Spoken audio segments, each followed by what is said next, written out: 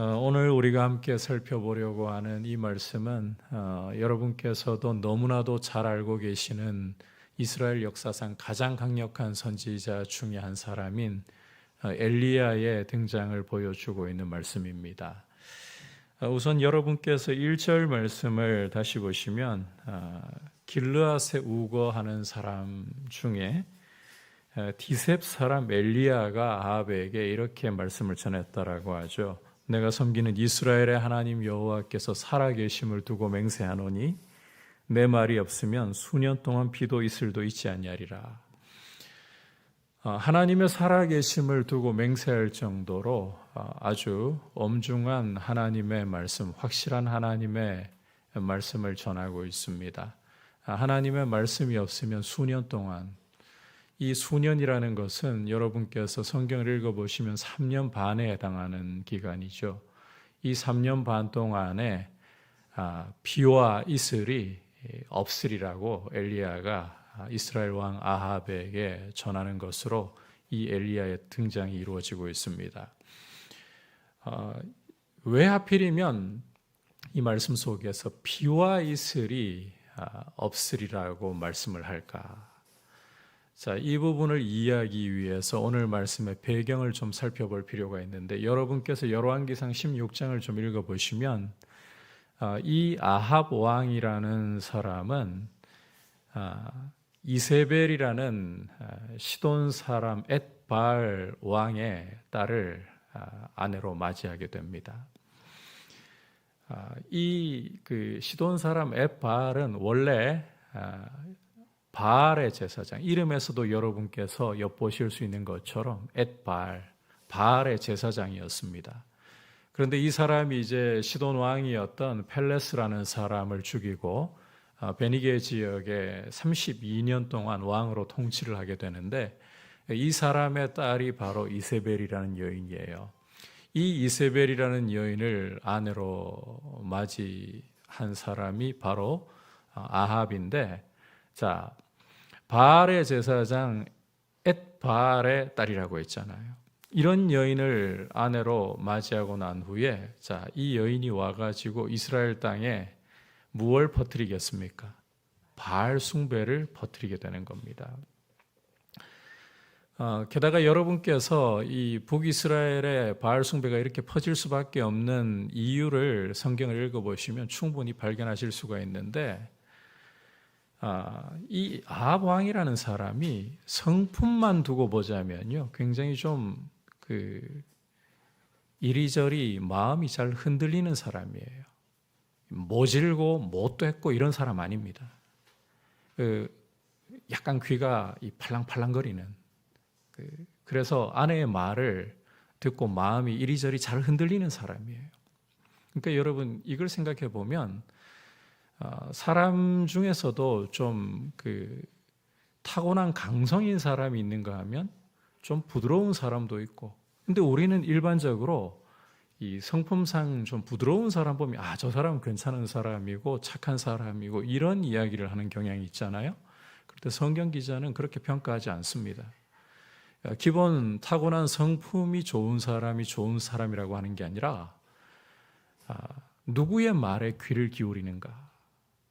여러분, 아무리 성품 좋아 보이고 사람 좋아 보여도요, 하나님의 말씀에 귀를 기울이지 않으면 하나님께서는 악한 자라고 말씀하십니다.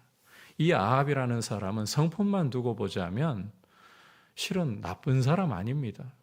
여러분께서 열왕기상 21장 읽어보시면 나봇의 포도원을 이 아합이 차지하게 되는 사건이 기록이 되어 있는데, 나봇의 포도원이 굉장히 마음에 들었던 이 아합은 나봇에게 그 포도원만 나한테 좀 넘겨주면 내가 원하는 대로 다른 좋은 포도원을 줄 수도 있고, 또 원한다면 값을 쳐가지고 돈으로도 줄 수 있다. 나봇이 조상의 유산을 왕에게 주는 것을 하나님이 금하실지로다 이래 버리니까요, 집에 돌아가가지고는 침상에 누워서 끙끙거리고 식사도 하지 않고, 왕이라면 여러분 그 정도 가지고 그럴 수 있겠습니까? 감히 네가 뭐 이런 말을 할 수도 있을 건데, 그 정도로 이 사람 마음만 따져보자면 그 약하고 그냥 부드러운 사람, 성품 자체만 따지자면 그걸로 사람 평가하는 게 아니라는 거예요. 누구의 말에 귀를 기울이고 있는가? 이 아합은 이 이세벨이라는 여인의 말에 귀를 기울임으로 이 이세벨이 가지고 온 바알 숭배를 이스라엘 땅 가운데에 아주 편만하게 퍼뜨렸습니다.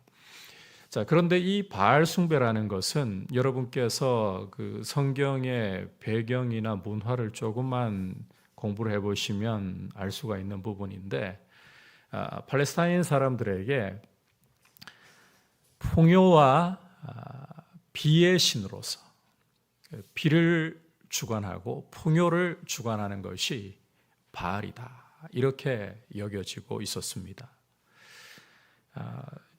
이 저녁에 이런 이야기를 드리기가 좀 지저분하긴 하지만요, 그러다 보니까 이 바알 숭배 의식을 보면 바알의 신전이 있잖아요. 여기에 이제 바알 신상과 아세라 신상을 세워두고는 제사를 지내러 오는 사람들이 사제들, 소위 그 여창, 남창이 있어요. 사제들과 성관계를 맺습니다. 이 바알과 아세라 신상 앞에서 성관계를 맺어요. 제사 지내러 오는데 그 의식이. 그러면 이 장면을 보고서 바알과 아세라가 자극을 받아가지고 서로 결합을 한다는 거예요. 그래서 하늘에서 비가 내려오게 되는데 이 비라는 것이 소위 바알의 정액이다. 그리고 이제 그 비를 받는 땅이 소위 아세라의 몸이다, 여체이다, 이렇게 생각을 하는 거죠.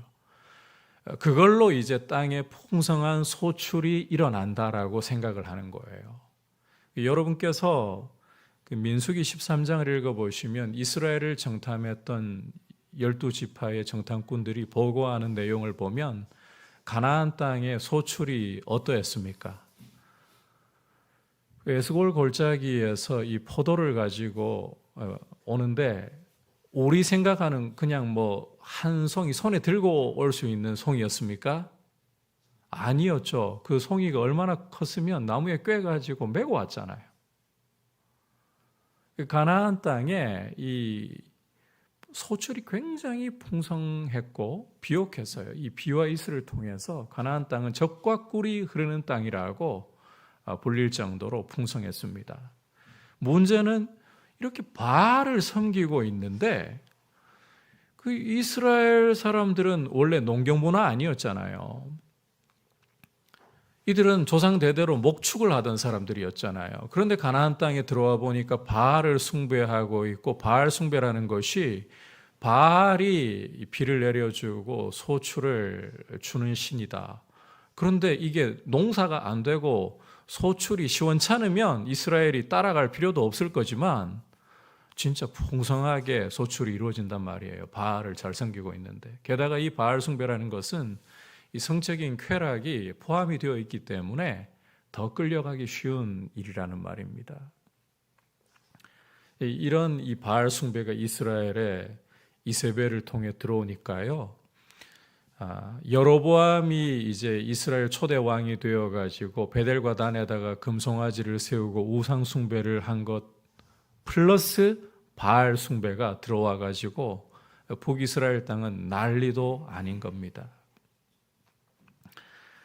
자, 그러다 보니까 이제는 이스라엘 사람들 속에 누가 정말 비와 이슬을 주고 땅의 소출을 풍성하게 해주시는 분인가?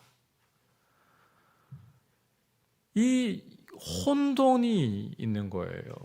여호와인가 바알인가? 오늘 1절에서 이제 엘리야가 등장하자마자 아합에게 하나님의 살아계심을 두고 이 말씀을 맹세로 선포하면서 하나님 말씀이 없으면 여기 명시적으로는 나타나 있지 않지만 3년 반 동안 비도 이슬도 없으리라.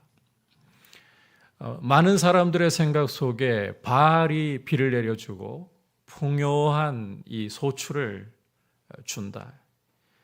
이 생각을 완전히 깨버리는 선포인 겁니다. 오직 여호와만이 비와 이슬과 땅에 풍성한 소출을 주시는 참 결실의 하나님, 생명을 주관하시는 분이시다. 이걸 지금 엘리야가 등장하면서부터 선포를 하고 있는 거예요. 그리고 중요한 것은 이 말씀 그대로 오늘 7절에서도 드러나고 있지만 땅에 비가 내리지 않아서 심지어 이슬조차 없어서 이제 시내가 말라가는, 엘리야가 숨어있던 그리 시내가 말라가는 이런 모습을 보여주고 있습니다. 여러분, 하나님만이 진정으로 우리 삶 가운데에 삶의 풍요를 주시고 생명을 주시는 분이에요. 오늘 우리는 바알 숭배, 우리와는 별로 상관없어 보이고 이 말씀이 우리하고 무슨 상관이 있을까? 이 이야기를 읽으면서 참 이스라엘이 하나님 은혜를 이렇게도 쉽게 잊어버리고 그 여로보암이 만든 베델과 단의 금송아지를 섬기는 것들로도 부족해가지고 바알까지 이렇게 섬기다니 참 어리석은 백성, 어리석은 나라가 되어버리지 않았나. 그런데 여러분, 이게 지금 바알이라는 이 신에 대한 이야기니까 우리하고 거리가 멀다고 생각하고 그렇게 말씀을 읽을지 모르지만 오늘날로 이야기하자면요, 누가 우리 삶 가운데에 먹을 것과 입을 것과 살아갈 모든 것을 공급해 주시고 우리에게 재물을 주시는 분이신가? 여러분, 무엇이라고 생각하십니까? 누구라고 생각하십니까? 우리는 정말 바알이 아닌 오직 여호와 하나님만을 제대로 섬기고 있습니까? 만약에 우리 마음속에 이게 참 그 돈이 있어야 우리 일상의 생활을 유지해 나갈 수 있죠. 여러분 어떻게 생각하십니까? 혹시 돈 싫으신 분 계신가요? 돈이 있어야 기본적으로 우리의 삶이 유지가 되는 건 맞고요. 또 돈 싫어할 분 아무도 안 계시리라고 생각합니다. 가치를 모르는 어린아이들이라면 돈하고 그냥 몇천 원짜리 장난감하고 내밀면 장난감을 잡겠죠. 돈은 던져버리고. 그러지 않은 다음에는 앞에 서서 지금 이 말씀 전하는 저도 돈 자체를 싫어하지 않아요. 돈을 좋아해요. 왜 싫어하겠어요? 돈이 있으면 우리의 삶의 이 육신적인 필요들을 채울 수 있고 삶을 유지해 나갈 수 있는데요. 그 점을 부정하자는 게 아니에요. 그런데 본질적으로 이런 재물 얻을 능을 우리 손에 주시는 분이 누구이신가? 그리고 본질적으로 우리의 삶을 살아가게 하시고 풍요롭게 하시는 분이 누구이신가? 돈 그 자체가 아닙니다. 우리의 실력이 아닙니다. 오직 하나님이 우리에게 재물 얻을 능을 허락해 주셔야 우리 삶을 유지하는 돈도 우리 손에 들릴 수가 있는 것이고요. 그리고 돈이 없을 때라도 하나님의 말씀을 따라갈 때에 여러분, 하나님께서 우리의 삶을 살아가도록 우리 삶을 유지해 주시고 채워주시는 줄 믿습니다. 성도는 무엇으로 살아가는가? 하나님의 말씀이 있으면 살아가는 줄 믿습니다. 오늘 엘리야가 이렇게 하나님의 말씀을 전하면서 하나님의 말씀이 없으면 3년 반 동안 비와 이슬이 없으리라. 자, 그러고 난 후에 보시면 여러분, 비와 이슬이 없으면 엘리야 살아갈 수 있습니까? 없습니까? 엘리야도 똑같이 이스라엘 사람이고 하나님이 이후에 이스라엘을 벗어나게 하시는 경우는 잠깐밖에 없어요. 사르밧이라는 곳에 가가지고 이제 과부를 통해 공개받을 때 그때밖에 없어요. 그 외에는 전부 이스라엘 땅 안에 있어요. 똑같이 고난당하고 먹을 게 없고 마실 게 없어야 될 거 아니에요.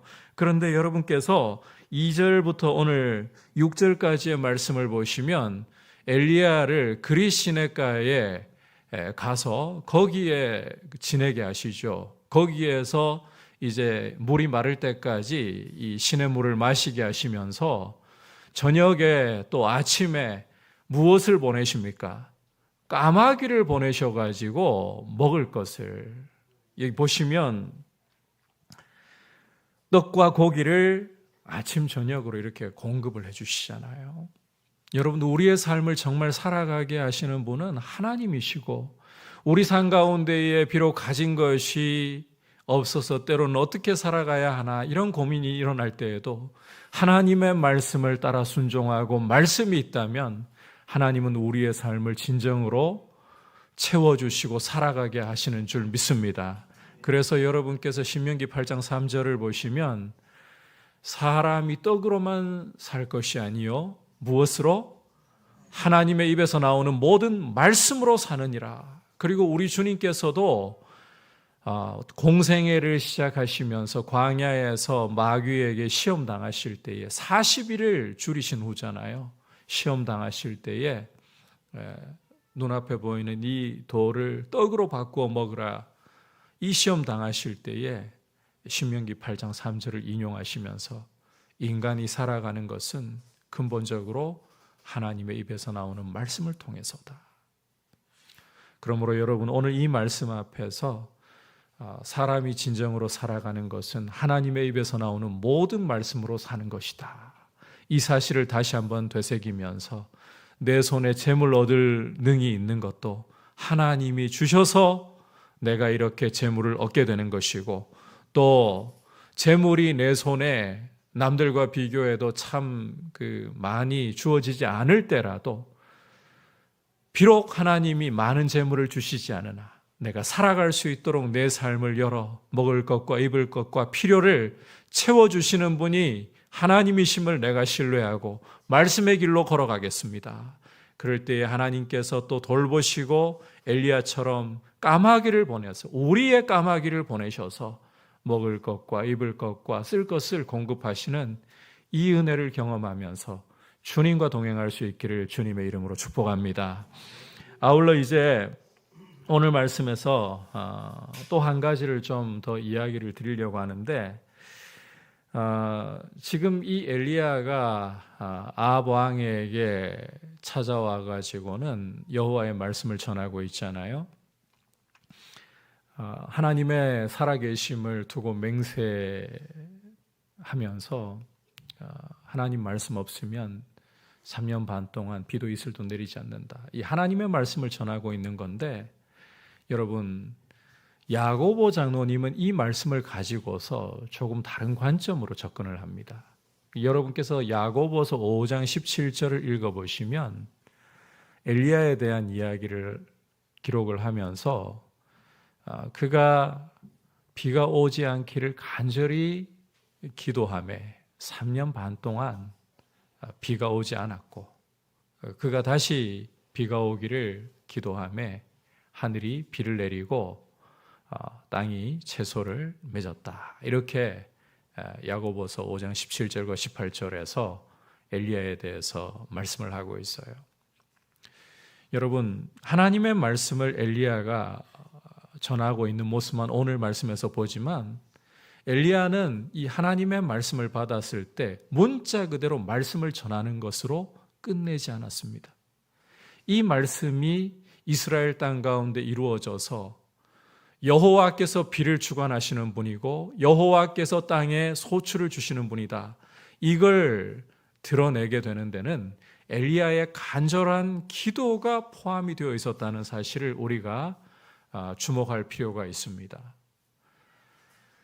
여러분, 엘리야가 하나님의 말씀 붙들고서 그만큼 간절하게 기도했다는 거예요. 그렇게 기도할 때에 엘리야가 이 하나님의 말씀을 선포한 위력이 나타났다는 거죠. 하나님께서 그냥 말씀을 주셔가지고 그 말씀대로 이루실 능력이 얼마든지 있으신 분이십니다.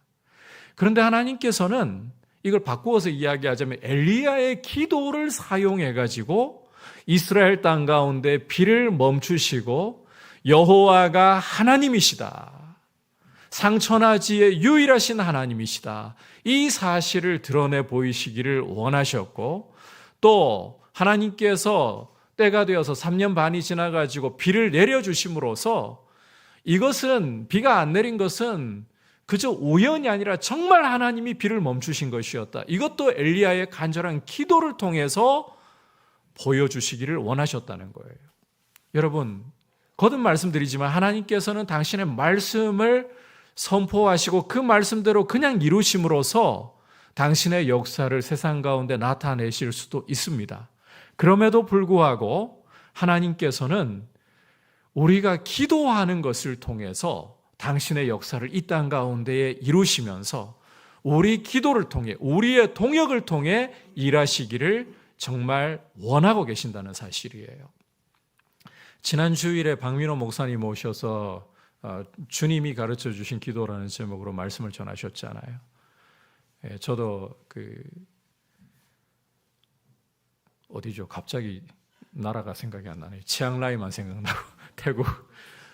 태국에서 이제 시차가 2시간 정도 나요. 태국이 2시간 정도 느린데 예배 드리는 것을 함께 영상으로 또 참여할 수가 있었는데 하나님께서는요, 주님이 가르쳐 주신 기도를 통해서 말씀 들으신 대로 하나님께서는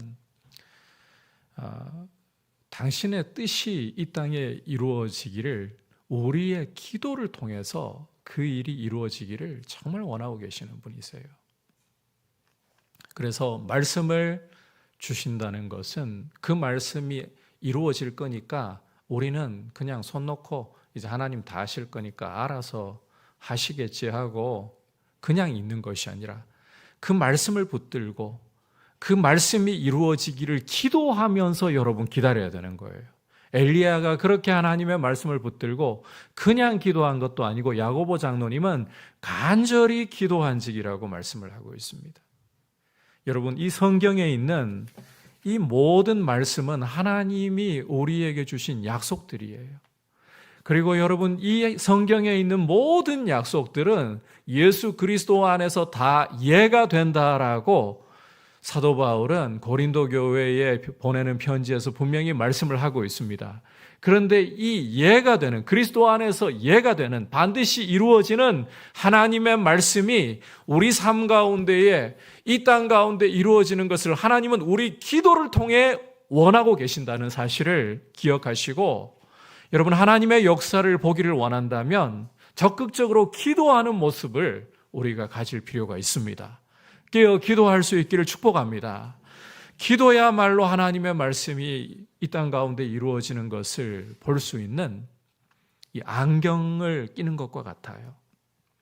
기도하는 사람이 하나님의 말씀이 이루어질 때 그 말씀이 이루어지는 것이 정말 하나님이 신실하셔서 하나님이 그 약속대로 신실하게 이루시는 것이다. 이 사실을 제대로 인지하고 하나님을 높여드릴 수가 있는 거예요. 기도하지 않으면 여러분, 하나님의 말씀이 이루어져도요, 하나님께서 그 일을 신실하게 약속대로 이루신다 이렇게 인정하기보다 역사에 이런 여러 가지 인과관계들이 물려가지고 그런 결론이 나오는 거 아닌가, 우연히 이런 일들이 이루어지는 거 아닌가. 기도하지 않으면 하나님의 역사를 인정하기보다 여러 가지 상황들 맞물려가지고 돌아간다, 우연히 이런 일이 되었다, 그렇게 착각하기 쉬워요. 그리고 또 자기가 좀 뭔가를 기여했다라는 생각이 든다면 자기 자신을 드러내기에 급급해지게 됩니다. 하나님은 우리를 통해서 말씀을 붙들고 기도하기를 원하시고, 그리고 그 말씀이 우리 삶 가운데 이루어짐으로 우리를 동역자로, 역사를 주관하시는 일에 동역자로 부르시고 하나님이 일하심을 인정하고 볼 수 있게 되기를 원하고 계시는 것입니다. 따라서 말씀이 주어질 때에 말씀을 붙들고 기도하는 이런 모습을 통해 하나님 말씀이 풍성하게 우리 삶 가운데 역사하고 또 그 말씀을 이루시는 하나님을 높여드릴 수 있기를 축복합니다. 그런데 여러분, 또 한 가지만 좀 이야기하자면 엘리야니까 그래도 이렇게 기도할 때 기도발이 잘 먹히는 거 아닙니까? 이런 생각을 할 수가 있는데 여러분께서 야고보서 5장 17절을 읽어보시면 오늘 말씀의 제목이에요. 엘리야는 우리와 성정이 같은 사람이라고 야고보 장로님이 분명하게 명시를 하고 있습니다. 우리와 성정이 같다. 우리와 똑같은 사람이라는 겁니다. 여러분, 엘리야 생각하면 어떤 이미지가 떠오릅니까? 오늘 말씀에서는 한편으로 오늘 말씀만 봐도 위대해요. 여러분께서 열왕기상 18장과 19장을 읽어보시면 이세벨이 여호와의 선지자들을 죽였다라는 이야기를 하고 있거든요. 바알 숭배를 이스라엘 땅 가운데 퍼뜨릴 때 문자 그대로 종교의 자유를 인정하면서 바알 숭배만을 퍼뜨린 게 아닙니다. 걸림돌이 되는 여호와의 제사장들, 하나님의 말씀을 선포하고 바르게 이스라엘을 인도하려고 하는 선지자들, 이세벨이 걸리는 대로 다 죽였어요. 엘리야는 그것을 19장에서 하나님께 정말 항의하듯이 기도하면서 이스라엘 사람들이 여호와의 선지자들을 다 죽이고 나만 남았습니다. 이렇게 말할 정도예요. 그런 시대적인 상황 속에서 여러분, 엘리야는 지금 아합 왕 앞에 당당하게 나타나서 하나님의 살아계심을 두고 맹세하면서 지금 말씀을 선포하고 있어요. 목숨을 걸고 하나님의 말씀을 선포한 거예요. 여러분, 이것만 봐도 엘리야는 뭔가 좀 특별한 사람이야, 이런 이미지를 가지고 계실지 모르겠습니다. 더더욱이 갈멜산에서 바알과 아세라 선지자들과의 대결을 할 때에 우리가 이 성경에 나타나 있는 숫자를 보면 850대 1로 대결을 벌이고 그 대결에서 하늘에서 불이 내려오도록 하는 통로가 되었잖아요. 이런 어마어마한 선지자, 심지어 죽음도 보지 않고 하늘로 들려 올라갔던 선지자, 이런 사람 생각해 보면 이런 사람이니까 기도를 해도 이렇게 잘 먹히는 거 아닌가. 엘리야까지 갈 것도 없는 것 같아요. 우리가 이렇게 주일날 한 자리에 모여가지고 예배를 드리면서 그런 생각을 할 수 있어요. 저분은 남들보다 기도하면 하나님이 더 잘 들어주시는 것 같아. 뭔가 좀 특별한 게 있어가지고 기도를 잘 들어주시는 것 같아. 저분을 보니까 은사가 있어가지고 기도를 좀 더 잘 들어주시는 것 같기도 하고, 또 믿는 집안에서 몇 대째 가니까 하나님이 기도를 잘 들어주시는 것 같기도 하고, 우리는 이런저런 여러 가지 이유들 붙여가지고 누군가의 기도는 특별해서 하나님이 더 잘 들어주신다. 심지어 이걸 가지고 여러분들에게 탓하거나 그런 뜻은 아니고요. 담임 목사가 기도하면 더 잘 들어주셔, 이렇게 생각하시는 분들이 좀 계시는 것 같더라고요. 근데 여러분, 사실은 그게 아닙니다. 제가 기도한다고 해서 여러분 기도보다 더 탁월한 기도를 드리고 있는 게 아닙니다. 요즘에 와서는 제가 아내한테 한 번씩 이런 이야기도 듣습니다만, 예전에는 안수기도하면 내수용으로, 아내 아플 때 안수기도하면 듣기라도 하더니 요즘에는 그 약발도 안 듣는다면서 이제 내수용도 안 되는가 보다, 이런 이야기를 한 번씩 듣곤 하는데요. 담임 목사이기 때문에, 목회자이기 때문에 하나님이 기도 더 잘 들어주시고, 몇 대째 신앙생활을 해와서 부모님 기도가 쌓여있기 때문에 저분이 기도하면 잘 들어주시고, 하여튼 우리 나름대로 생각하는 이런저런 공식들이 있어요. 새신자일 때는 기도를 더 잘 들어주시고, 그것도 공식은 아니에요. 하나님이 그 사람 믿음 도우시려고 도와주시는 것은 분명합니다만, 여러분, 야고보 장로님은 엘리야의 기도를 하나님이 들으신 이유가 엘리야가 특별한 사람이라고 이야기하지 않아요. 우리와 성정이 같은 사람이로되, 우리와 똑같은 사람일 뿐이라는 겁니다. 오히려 엘리야를 그렇게 위대하게 만든 것은 그가 간절히 기도했다는 거예요. 우리도 하나님 앞에서 엘리야처럼 우리의 기도가, 여러분, 화려한 언어가 아니라도 하나님의 들으심을 똑같이 받는 줄 믿습니다. 아니, 우리에게는 더 위대한 보증이 있잖아요. 엘리야는 그 시대에만 하더라도 아직까지 예수님이 모형과 그림자로만 계시되었을 뿐 예수 그리스도께서 오시지 않았고 예수 그리스도의 이름으로 스스로 기도하는 상황 아니었습니다. 그러나 우리에게는 이제 예수 그리스도께서 오셔서 우리 위해 십자가에 죽으시고 부활승천하셔서 하나님 보좌 우편에서 우리를 위해 중보하심으로 이제는 예수의 이름으로 우리가 기도할 때에 우리의 기도가요, 뭐 남들처럼 언어가 대단히 요려하고 그 말이 참 듣기에 좋아가지고 하나님 들으시고 그게 아니에요. 때로는 우리 기도 정말 어설플 때 많습니다. 여러분 기도하다가 피곤할 때는 졸기도 하잖아요. 기도하면서. 또 어떤 때는 기도하다가 보면 여러분들 하나님 앞에 진심으로 기도 안 해서가 아니라 이상하게 기도할 때에는 잡생각들 많이 드시죠.